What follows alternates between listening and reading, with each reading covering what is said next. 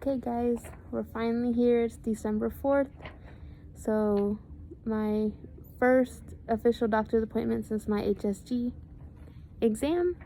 So they're gonna go over those results and my pap smear results, which I got in the mail that said normal, so I'm not even worried about that. But I'm definitely a little concerned about my HSG, even though I saw everything just fine.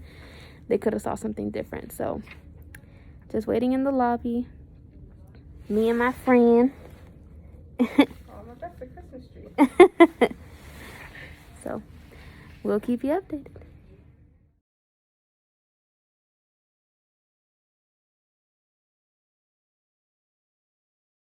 Hi guys, welcome back to my channel. It's December 4th, 2020, so it's update day. Before I start about my appointment today, there are some things I want to mention that I had done the last 2 weeks, including the pregnancy test brand that I bought that is a no-go, and we're not going to buy that ever again. So, about 3 days after my HSG, which was November 12th or 17th, I don't really remember now. 3 days after that, I got my first ever positive ovulation test, and I was super excited.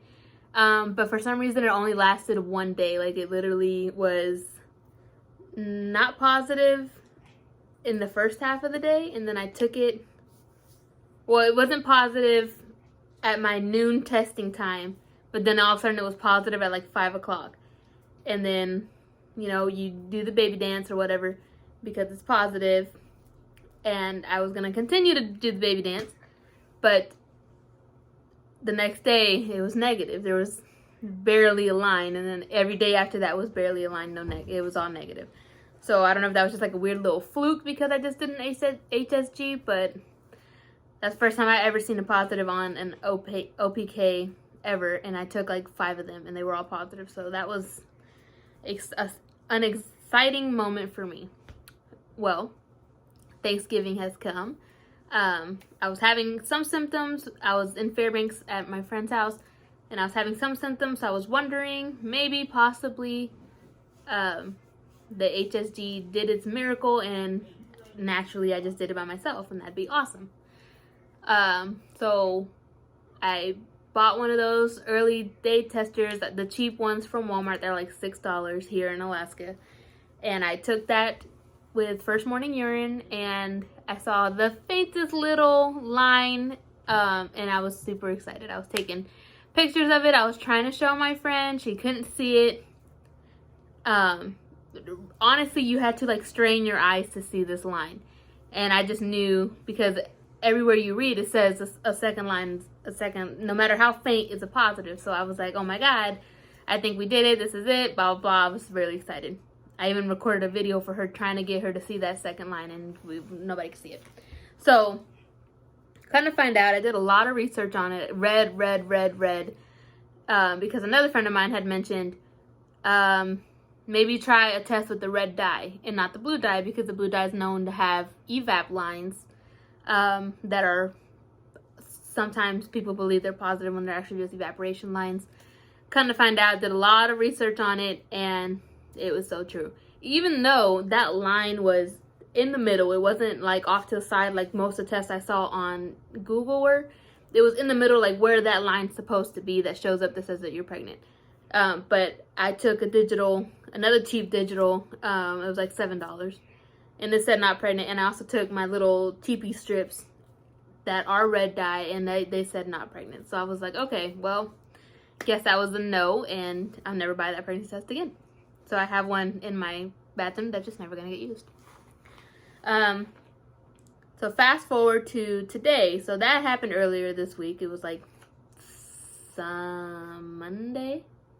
That was Monday with all that excitement. So today is Friday, and it was appointment day, 10 a.m. Me and my friend went to Anchorage Women's Clinic. That's what it's called up here. And the first topic of discussion was my HSG results. So she wanted to go over what the radiologist had found, if he had found anything, but he didn't. She said that everything looked fine, and that my pap smear was great, my thyroid is great, we're good to go. So then she said, you can either not do anything and let the HSG, even though it's not supposed to be a treatment, since it does boost the fertility for about 3 months, we can just let the HSG do its thing, or she has a plan for me. I said, okay, well, I want to do the plan. Let's just go ahead and do the plan. She said that she usually does not do this for people with my BMI. I am on the heavy side. I'm losing weight, but I'm still on the heavy side. And she said that she usually doesn't do this for people with my BMI, but since she can tell that I'm determined, she was going to go ahead and let me take the medicine. So she prescribed Femara, and she has me on 5 milligrams for 5 days. So that's 2 tablets for 5 days. And I start that on cycle day 3 and it ends on cycle day 7.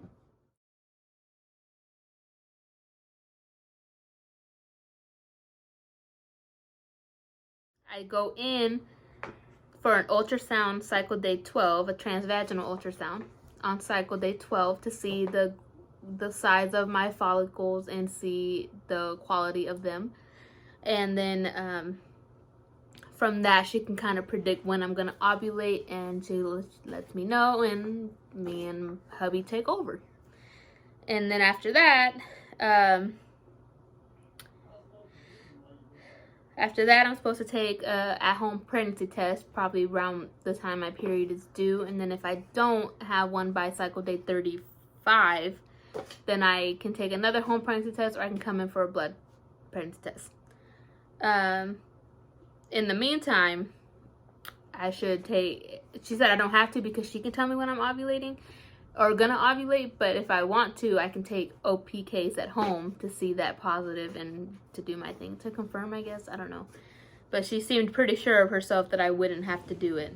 I'm gonna do it anyway because that's me, but she kind of made it sound like I didn't have to if I didn't want to. And I liked how she laid all this out for me so that I know and I can come back and read this and see where I'm at during the time. The other option that she said that I could either do now or wait was the trigger shots. And in the beginning, I said, oh, I'll just wait because I want to see if the pills would just do it, by itself. And then I got to thinking, it's December, end of the year, insurance rolls over in January, appointments are going to be a little bit more expensive, so maybe I should just try it now. Maybe I only need 1 cycle and I won't get caught up in it next year, and that'd be great. But in the beginning I said no, I'll wait, and then I thought about it and I was like, no, let's just go ahead and do it. So I have to go pick that up and my Femara up. We went to Walmart to get it, but it wasn't sent yet, so we had to wait. Price range, she said the letrozole, which is the other name for the Femara, is around like $15, I believe she said, with insurance, but my trigger shots are more than that, which is like $215 or $18, something like that. And then she gave me that Good RX thing and told me to call around and see if I can find a cheaper price, so I'm probably going to end up doing that. I have a couple days because my menstrual is not supposed to start until either later on today or tomorrow. And that starts cycle day 1. So I have technically till Monday to find this stuff and get it filled. But I'm impatient. I kind of wanted to get it done right after my appointment, but that's okay. I can wait. Did a little bit, not too long. So I'm going to do that. I'm going to try to find a discount on GoodRx and try to save even more money, because this sounds like if it doesn't work, that it's going to be an expensive journey. Along with the paperwork that she gave me is like other fertility, well, this is all about Femara, so this pertains to me, but all the other stuff kind of doesn't pertain to me, or we're not at that stage yet, like IUIs. Some people, it doesn't work even with the trigger shots and they have to go even further. Hopefully I don't, because I didn't want to do that.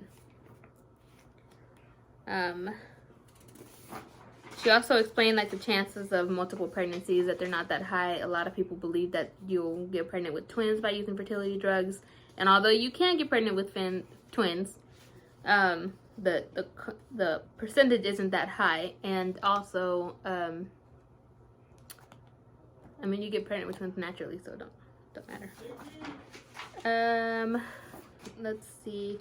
The last thing on this questionnaire that I just thought was funny and I wanted to share with you guys was my consent form that I wanted to do this treatment. So I had to sign it, and then she said my spouse also had to sign it. So I just thought it was funny that my husband had to consent for me to do this. So, like, I guess it must be different when you're trying to do it yourself. I don't know how to say. I guess they don't help you track people. That's what I'm trying to say. They want both parties to know what's going on. The other thing that I just wanted to share in this update was the care plan for people right now during the COVID-19 pandemic.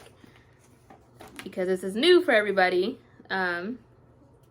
Basically, there was a consent form I had to sign